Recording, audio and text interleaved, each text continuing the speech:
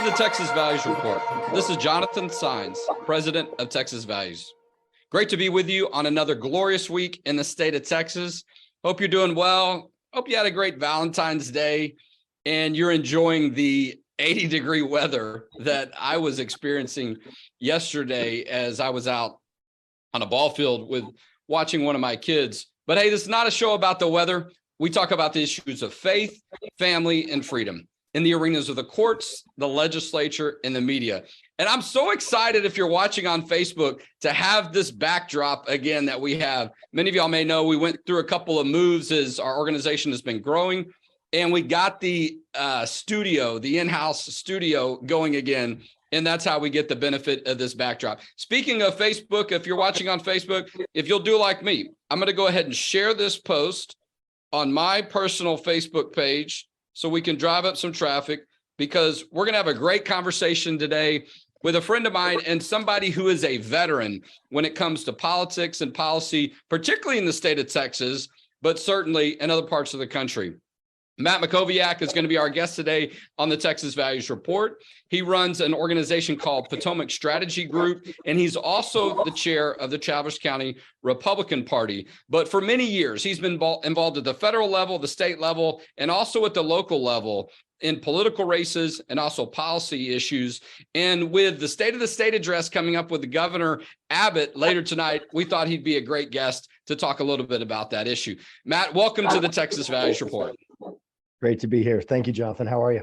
I'm good. Well, one thing I didn't mention in your bio is that you're also a fellow graduate of the University of Texas. We might talk a little sports if we've got some extra time later in the program, which I always enjoy doing, and I know you do as well. Hey, listen, it's good to have you on. You and I see each other around quite a bit, and we have over many years. And I know with your recent role, you've gotten a lot involved in things locally.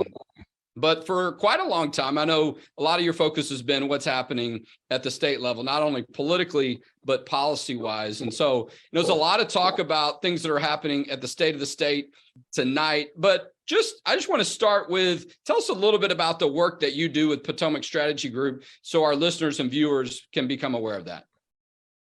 Yeah, thanks. So I grew up in Austin, went to UT, graduated, went to DC for 10 years, worked in the Bush administration, Bush White House, U.S. Senate as a press secretary, came back to Austin in late 2011, started my consulting company, Potomac Strategy Group, which does corporate public relations and helps conservative candidates run for office from the local level all the way up to the top, basically. So we've been doing that now for, I don't know, 12, 13 years of 6 employees, 2 paid interns. We do a lot of different things, and we enjoy helping good people with whatever projects they have. Well, I know one thing you do a lot. You make a lot of media appearances. A lot of the local media, sometimes state and national, will ask for your insight on different issues. A lot of times in your role as the Travis County Republican Party chair, you'll be up against, the Democratic Party chair or somebody in that lane. But a lot of times it's related to policy issues. And there's a lot going on at our state legislature right now. I mean, we're into the second month. We've got House committees in place. Of course, Senate committees have been in place for a while, and things are starting to move. There's some hearings this week on the budget. What is your view on how things are going? If there's anything different about this session as far as the timing, as far as the prospects of a certain piece of legislation, what's your assessment so far about what you're seeing at the state capitol? Yeah, so Jonathan, as you know, a lot of the work that goes into a legislative session actually occurs before the legislative session during the interim period, when you have interim committees and interim charges. And of course, elections, affect the legislative session too. And if you look at the 2022 election, it was a good year in Texas for Republicans. Statewide candidates won pretty much every one of them by double digits or more, including Governor Greg Abbott. They picked up 1 seat in the state house, 1 seat in the state senate, 1 congressional seat. So the statewides, the vast majority of the statewides now have a 4-year term and won't be facing both the primary elector or the general elector, anytime soon. Obviously, coming into this session, I think there's a couple big issues that really are the overarching issues at the moment. I think they're going to get the most attention. They're going to be part of the biggest push. I think you have to start with property taxes being number one. It's an issue that no matter where you live in Texas, people are facing significant challenges related to valuations, related to be able to afford to stay in their homes. And so we are, as a state, in an enviable position with a $30+ billion rainy day fund, the largest in our history. And so the question is going to be how much of that gets spent and how does it get spent? And of course, the House and Senate are going to have to agree on that. And they may have different initial priorities, but I think you're going to see 10 or 15 billion of that surplus go towards buying down property taxes, perhaps cutting them in half over 10 years, which I think is the stated goal. So I think that's really the biggest overarching issue. There are other major issues. Certainly school choice is going to be a big issue. I think you'll hear the governor really lean into that and push that hard tonight in the State of the State address, which is going to air in most media markets on at least one local channel. Will also be live streamed. We've seen really some just crazy things happening in school districts across the state related to LGBT issues, related to gender ideology, related to race issues and other things. And of course, all that's combining with frustration that a lot of parents have over the last 2 or 3 years of lockdowns. You've seen public school enrollment decrease, particularly in urban areas, even at a time when population is increasing. And that's because parents are voting with their feet to the extent they can. The challenge of school choice is if you're a rich parent, you would never accept having your child be trapped in a failing school. If you're a poor parent, you may not be able to move. It may not be financially possible for you. And so school choice exists today. It just exists for rich people who can afford to put their kids wherever they want. School choice doesn't exist for middle class and working class Texans. And I think this is the best chance we've ever had to pass meaningful school choice legislation. Presumably that'll be in the form of educational savings accounts. You've seen states like Arizona, Florida, Tennessee do this over the last 5 to 10 years, all of which have been pretty successful. So I think that's going to be a big fight. And there will be lots of other issues. The grid may get some attention. Lieutenant Governor's talked about trying to increase natural gas production in our state to try to shore up the grid. You have an expiring tax program related to manufacturing and to renewables that's been significant in terms of economic development and job creation, the so-called Chapter 313 program, which most of your listeners and viewers may not be super familiar with, but is a big issue. And there are others too. So, what's interesting about tonight, this is so important to understand procedurally, Jonathan, is the legislature lasts 140 days. It's always slow the first 60 or so days. First 30 or 40 days, the House has to take the preferences of 149 other members and try to figure out how they can put them on committees. And it's a very complicated kind of Rubik's Cube to try to solve. And so until the House forms committees, the House really can't do very much. The Senate has only 31 senators. Almost all of them are back from last session. So there's not a ton of movement. They may have a different chair here or there. You have a few freshmen that you need to slot in different places. But appointing committees in the Senate is generally less complicated. The other thing that's important, though, about the state of the state, and this, is that the governor will identify his emergency items tonight. Emergency items are items that can be taken up earlier. And so I think you're going to see parental Bill of Rights and school choice be one of those. I think property tax will be another. I think Operation Lone Star and continuing to fund the effort at the border will be another. And then we'll see if he wants to include other things like going after rogue DAs in urban areas and other issues. So all eyes on the governor tonight. It's an important speech, both in terms of emergency items, but also because it signals to the legislature what he is expecting and what he's requiring. And legislators don't want to have special sessions. They want to go back after Memorial Day, back home to their districts, to their families, to summer vacation, to see their kids. And so the governor is going to make clear tonight, I think, what he expects and what he demands. And if these things don't happen, you're likely to see special session. Well, we're talking with Matt Mackowiak. He is the leader of a strategy group called Potomac Strategy Group here in the Austin area. He's also the chairman of the Travis County Republican Party, getting some insight on what we think about the legislature so far, but also what may happen tonight on the governor's State of the State address. And I want to back up for a second for our listeners and viewers so they understand what we're talking about. The legislative session started mid-January. There's usually some times with committees to be announced and assigned in the Senate and the House. It's usually not until March that you see a lot of activity as far as hearings and votes and some of those things being made. But a lot of important work is being done right now. We're going to have some deadlines come up on when bills can be filed and all those kind of things. And one thing that's different, though, and we're talking about the governor's State of the State address, similar in some ways, if you will, with the State of the Union address that we hear from our president, right? And one thing that's different, though, Matt, and it's been this way for a couple of years, I guess, somewhat because of COVID, but maybe others, is typically it's not a publicly broadcast event, right? I mean, there may be some coverage of it, but it usually takes place in the House. It's a joint session. You have Senate members that are on the floor with the House members. The governor comes in, and he's from the dais there in the House of Representatives in our state capitol, and he gives the address. During COVID, I guess 2 years ago, it was on TV. Now we see that again. I think there are people that are guests that are going to be in the audience, if you will, in San Marcos, but a little bit different. And so I think it's interesting how it's become now prime time. And usually the speech is like at 11 or 12 during the day, right? When it's in that joint session. Now it's on TV again, prime time, I believe 7 p.m., but an opportunity for a lot more people to hear what he's saying live. But I'm wondering if we'll see this moving forward. And I just think it's interesting. And I don't know if I expected it. Maybe you did, others. But it'll be interesting to see if it's turned out. I mean, what do you make of the governor doing it on a different site and not at our state capitol and on prime time? Yeah, so it is different. It shows that he wants to get his message out to all Texans, or to as many as possible, rather than it being sort of an inside game in terms of communicating to the legislature. Look, the legislators are going to read it. Many of them will watch it. They're going to study it because of what we talked about before, related to special sessions, related to bill signing and bill vetoes. Look, the governor, is a significant figure in Texas. And while we do have a little bit of a weaker governor kind of system in terms of our constitutional structure, he does have very specific powers: the power to appoint, the power to call special sessions, the power to sign and veto bills, the power to list emergency items. These are all obviously the power to run state government and the state agencies. This is a different approach, though. And I think you're right. I think you're right that he experienced it differently during COVID. And so he isn't making the speech at a private business, I think, in San Marcos. Presumably he'll have a decent audience there. I believe it's airing on 16 different local stations in 14 different markets through Nexstar across the state. And so, in Austin, it's on KXAN, and in Dallas, it's on, in Houston, it's on the CW network.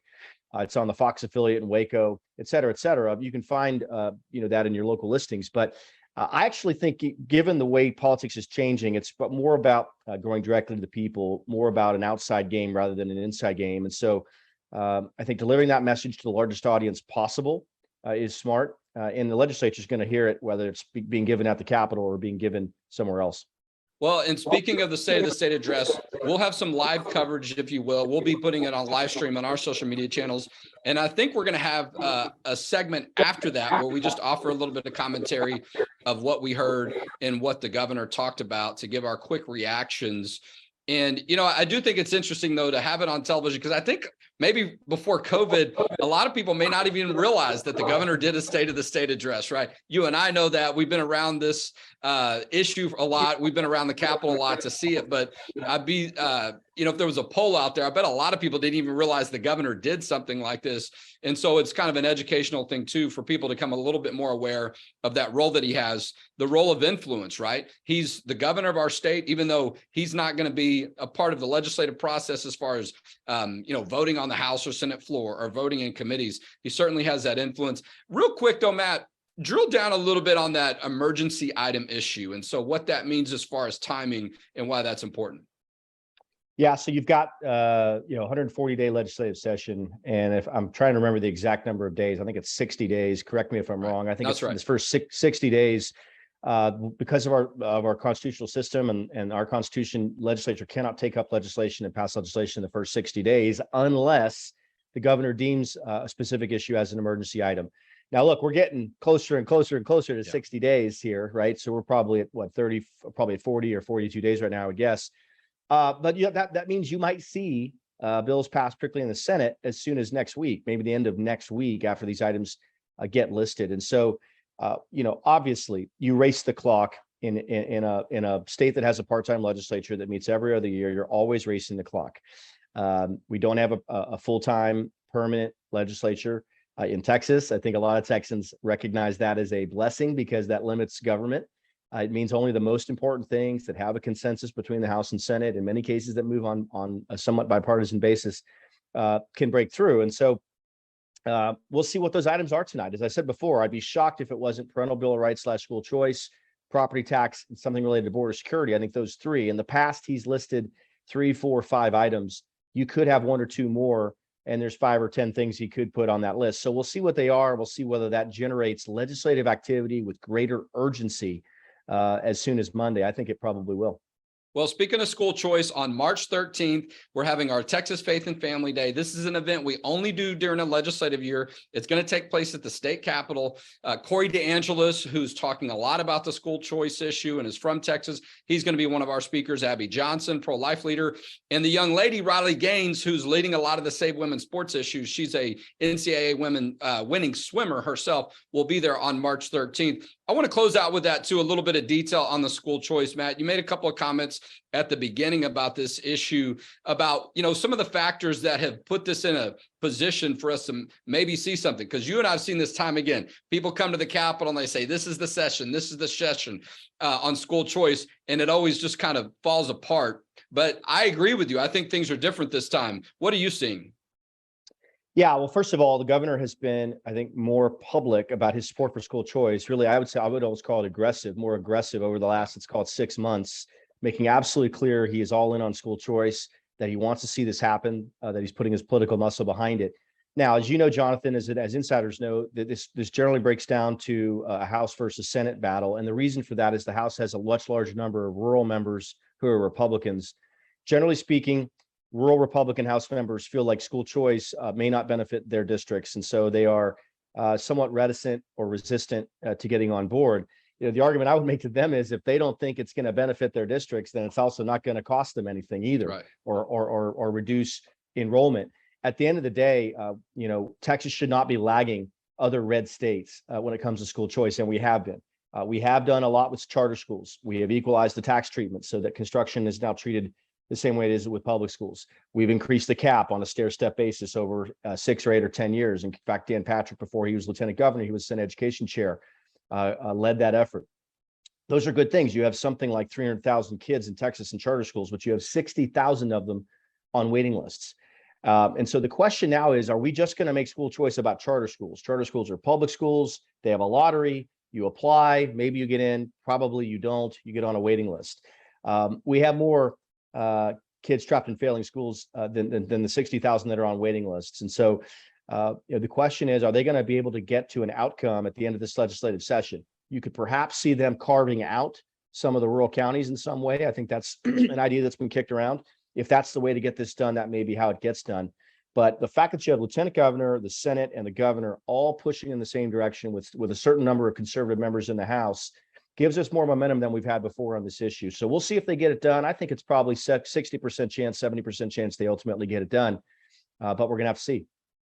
No, we certainly will. And it does feel like that sometimes. The clock is ticking. There's a limited amount of time. And certainly that can put a lot of pressure on people to get serious about these things. And we will see some hearings on these issues for sure. And the governor's voice, I agree, has been much stronger than we've seen in the past. I agree that you want to call it an aggressive approach. I think that's fair and that's accurate. And I expect as well to see that issue talked about and maybe even be one of the emergency items mentioned. And the governor a lot of times mentions other items that he doesn't categorize as emergency, sort of as a way to signal other things that they care about. So we'll be listening and watching for that tonight. Hey, Matt, great conversation. Appreciate your insight and your expertise on these issues. And we hope to have you back again. Matt Mackowiak has been our guest today on the Texas Values Report. Thanks, Matt. Thanks. All right, we're going to let Matt peel off, and I got just a couple of minutes left. I kept Matt on a little bit longer than I probably expected to, or maybe told him I would, because a lot. He's been around these issues a lot. He knows what's usually happens, how the process works. Also, he comments a lot on these things. He's asked to do that. And so I do think it's interesting to see what's going to happen. And I mean, I know during COVID, the governor did speak, and that was sort of, hey, we're trying to be careful with COVID and not have big crowds. But that's not the case now. So we'll see not only this year, but in future sessions, if this is sort of the trend that continues, the governor doing something prime time. And I do think it adds value as far as more people being aware of it and the governor being able to get a message out to a wider audience of people. Speaking of a wider audience, March 13th is our Texas Faith and Family Day. We'd love to have you come be a part of this. This is an all-day event. This is your event. This is when you get to come to the Capitol, work with our team, other great organizations, Concerned Women for America of Texas, Patriot Mobile, Texas Pastors Council, National Association of Christian Lawmakers. It's probably a few more I'm not mentioning. Go to the website, texasfaithandfamily.com. You can register for the event. It only costs $5, and we just charge that so we can cover your lunch, because you're going to want to have lunch that day, right? You're going to eat. And trust me, you try to eat for less than $5 at the Capitol on your own, good luck. You're probably not going to be able to. So that's all that we're doing there. But it starts at 9 in the morning. We're going to have a briefing session till 11:30. We're going to have a rally on the South Steps, and then we're going to spend the rest of the day, right after we have lunch, we're going to spend the rest of the day matching you up with your Texas House and Senate member, so you can connect with them and let them know that you care about the pro-life issue, you care about school choice, or you care about the Save Women's Sports. You can decide what you want to talk to them about, but we're going to give you a variety of things that you can cover. One of the things that I think you might hear about in the budget tonight is the Alternatives to Abortion program, that we want to continue to support that, so women have funding, so pregnancy centers that are nonprofit have funding to support women and their babies, not only in the womb when a woman's pregnant, but after the baby is born as well. That's how we continue to create and nurture and make stronger the culture of life here in the state of Texas. But the Texas Faith and Family Day is not the only day you could come to the Capitol. So if you want to come on a different day, that's fine. But the benefit of doing it or coming on that day is you're going to meet people from all across the state that are like-minded. Maybe you didn't realize, maybe one of your neighbors, somebody you go to church with, or somebody from another part of the state that has an interesting viewpoint on some of these issues or insight, and you get to connect. Maybe you've got family members that live in different parts of the state, but there are a variety of reasons, and you'll be able to see, wow, there are all these people in Texas that are on the same page as I am, and we can team up on these issues. And so just a great opportunity to make new friends and relationships. As a matter of fact, we're setting up a bus in the North Houston area. We might be having one in Dallas and in San Antonio, just depends on the interest and demand. But we've had hundreds of tickets that have been sold already. We want to get that number up, okay? TexasFaithandFamily.com is the website, or go to our main website, txvalues.org. and you'll see a link to get registered today. But we're going to have elected officials there too. Not only some of these key people that are involved in these issues, but also elected officials. Do you know who Riley Gaines is? Have you seen some of the coverage? This is the female swimmer from the University of Kentucky. She's an NCAA women's swimmer, one of the most accomplished swimmers during her time. She was forced to compete against Leah Thomas. Okay, this guy from Austin, Texas, who went to the University of Pennsylvania and started swimming on the women's team, right? There was a lot of news about it a little over a year ago during the summer. There's been continued concern because we need to have a law that's in place that makes it clear that women are not forced to compete against men in college sports. The overwhelming majority of women that are CEOs of business, they have a sports competition background. It is so key to continue to make this fair and to make to make sure that women are protected. Riley's going to talk about that. Not only was she forced to swim against this guy who goes by the name Leah now, he used the women's locker room, undressed completely. I mean, you know how it is when they swim, right? They don't wear a whole lot. So they strip down completely before putting on their swimsuit. They were not told ahead of time. None of these women got noticed. It was very traumatic for them. And you can imagine how often that's happening now as people continue to act like it's not a big deal and a concern. And it is. So Riley's going to talk a little bit about that and some other things that she's had to deal with on that issue and why it's important for her and you and others to be a voice. And we want to get legislation passed on that. Lieutenant Governor Patrick announced his priority items on Monday. And one of them was the Save Women's Sports issue. One of them was banning gender modification, sex changes for children, where they lose body parts that they can't regain. One of them was protecting and strengthening the Alternatives to Abortion issue, school choice, parental rights, a lot of great stuff on there. Go to our website. You'll see some information about that. And if you don't get our email, you would have gotten an email on Tuesday where you have heard all of these details covered. So sign up for our email if you don't already get it. We want to make sure that you can continue to stay connected and educated about our issues. Speaking of Governor Abbott, over the weekend, he announced his support for the Save Women's Sports issue. He was speaking at an event in Dallas, I think the Young Americas for Freedom event, and he was asked about it. I think former Governor Scott Walker was there and asked him, somehow the issue came up, and he said that he supports Riley Gaines. He didn't mention her by name, but he described this woman swimmer from Kentucky. We knew he was talking about Riley and his support for Save Women's Sports legislation. He said, we're going to get something passed, that we're going to pass some legislation on that issue this session at the college level, reminding people we already have that protection for kindergarten through 12th grade, because that's what we worked on passing, and Texas Values led the effort last session on that. Listen, if you see value in the work we're doing, the topics we're discussing, please consider making a donation today. We are a nonprofit organization. We're a 501c3 organization. So your donations are tax deductible. Go to txvalues.org. Make that tax-deductible donation today. And that's how we continue to protect faith, family, and freedom in the great state of Texas. And we do have job openings on our website. If you're interested in working with us, you want to volunteer, we need volunteers for the Texas Faith and Family Day. Okay, not only people attending, but people volunteering to help us with all these hundreds of people that are going to come from across the state. So check our website, sign up for our email so you can stay connected on those issues. And that's how together we'll protect faith, family, and freedom in the state of Texas. And we'll talk to you next week on the Texas Values Report.